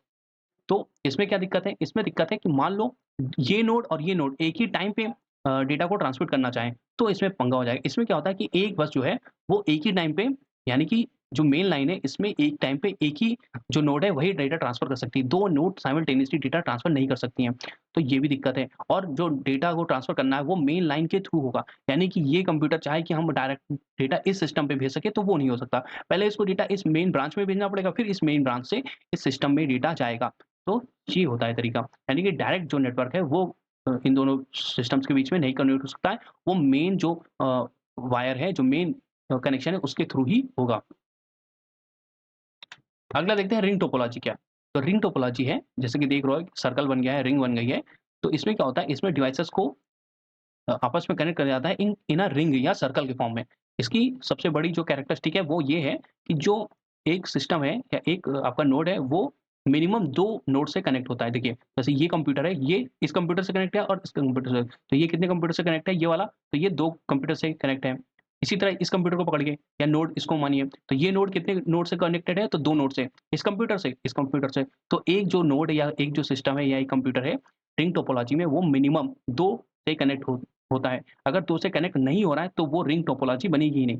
भाई आगे और पीछे 2 से कनेक्ट होना ही पड़ेगा किसी एक नोड को, तभी तो ये सर्कल बनेगा। तो रिंग टोपोलॉजी में एक नोड जो है वो मिनिमम कितने नोड से कनेक्ट होती है? तो 2 से। तो ये इसकी डेफिनिशन भी है, कैरेक्टरिस्टिक भी है और ये पूछा भी जा सकता है कि इन अ रिंग टोपोलॉजी जो नेटवर्क है या डिवाइस है वो कितने डिवाइसेस से कनेक्ट होता है? तो 2 डिवाइसेस से कनेक्ट होता है। Data travel along the ring in one direction only from device to device until it reaches its destination.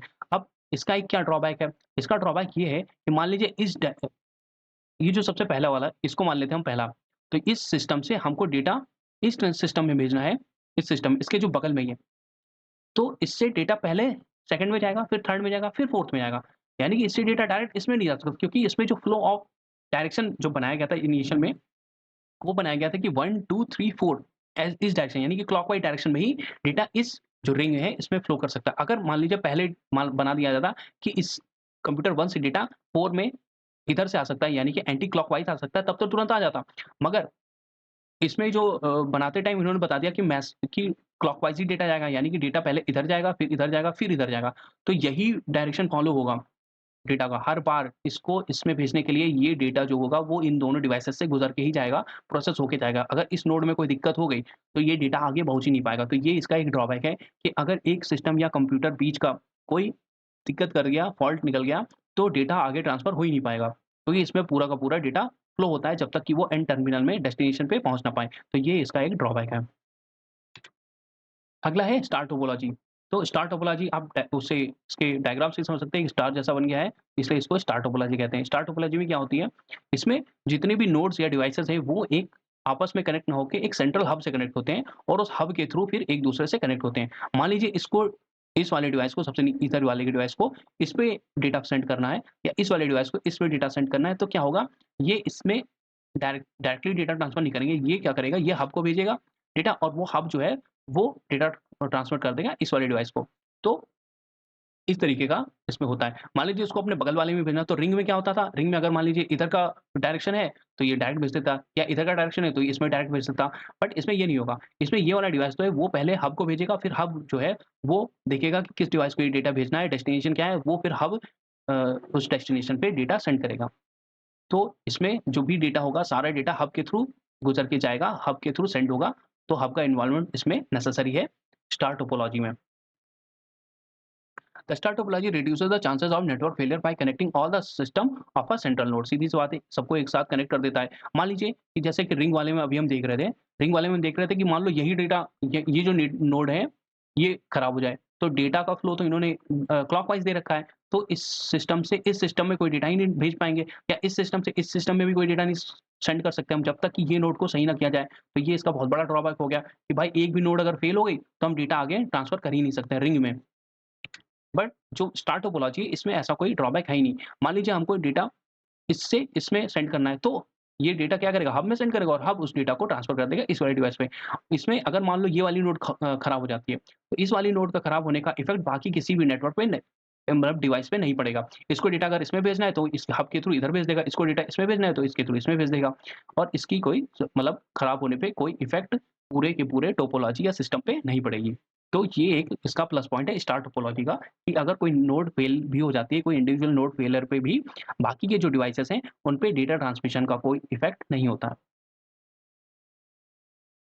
मगर इसका जो एक सबसे बड़ा ड्रॉबैक ये है कि अगर सेंट्रल नोड फेल हो गई, हब अगर खराब हो गया ये जो है, तो फिर डेटा ट्रांसफर पूरी तरह ही कंप्लीटली रुक जाएगा। तो फिर डेटा किसी भी सिस्टम को नहीं भेजा सकता। मान लीजिए इससे डेटा इसको भेजना और हब ही खराब हो गया बीच में, तो सेंट्रल नोड है, तो डेटा कहीं से भी कहीं को नहीं जा पाएगा। अगली आती है मेश टोपोलॉजी क्या होती है? तो मेश टोपोलॉजी में एक जो सिस्टम है, वो हर जो इंडिविजुअल सिस्टम है उससे कनेक्ट होता है। A network configuration where devices are interconnected in a decentralized manner, मतलब कि इसमें कोई सेंट्रल नोड नहीं होती है। सेंट्रल नोड इसलिए नहीं होती है कि पहले हमने देखा कि जैसे ये जो सेंटर में रखा हुआ डिवाइस है, हब है, उसके थ्रू सारे डिवाइसेज़ एक दूसरे से कनेक्ट है, तो ये क्या हो जाएगा, सेंट्रलाइज़्ड हो जाएगा क्योंकि सारे के सारे एक सेंटर में कनेक्टेड हैं। मगर इसमें क्या हो रहा है, इसमें डिसेंट्रलाइज़ेशन हो रहा है। किसी को आप सेंटर, ये आपको सेंटर में दिख रहा है मगर ये सेंटर है नहीं। क्यों? क्योंकि ये भी सारे डिवाइसेज़ से अगर आप देखिए कनेक्टेड है ना? इससे, इससे, इससे और इधर से इससे, इधर से इससे कनेक्टेड। इसी तरह का आप देखो तो इसको भी कनेक्टेड है, यानी कि इसकी जगह अगर आप इस सिस्टम को रिप्लेस कर दो या इसको उल्टा करके देखने लगो तो ये भी आपको सेंटर में दिखने लगेगा। तो देखो ये इससे भी कनेक्ट है, इससे भी कनेक्ट है, इससे भी कनेक्ट है, इससे भी कनेक्टेड है, इससे भी कनेक्टेड है और इसके थ्रू इससे भी कनेक्टेड है। तो जितने भी जितने भी डिवाइसेज़ हैं वो एक-दूसरे के थ्रू कनेक्ट होते हैं इसमें, मेश टोपोलॉजी में। तो मेश टोपोलॉजी के कैरेक्टरिस्टिक क्या है कि सारे डिवाइसेज़ एक-दूसरे के थ्रू एक दूसरे से डायरेक्टली कनेक्टेड होते हैं और बीच में किसी भी नोड की ज़रूरत नहीं पड़ती है। तो सारे के सारे डिवाइसेज़ जो हैं वो एक दूसरे से डायरेक्टली कनेक्ट होते होते हैं। अगर ये पूछें आपसे, मान लीजिए स्टेटमेंट दिया कि in a network which network all the devices are connected, every devices are connected to each other in which topology, तो उसका आंसर हो जाएगा मेश टोपोलॉजी, यानी कि एक मतलब सारे के सारे जो भी आपके डिवाइसेज़ हैं वो एक दूसरे से इंटरकनेक्टेड होते हैं। और इसमें क्या मतलब वो है, इसमें ना आपको स्विच की ज़रूरत पड़ती है, ना हब की ज़रूरत पड़ती है।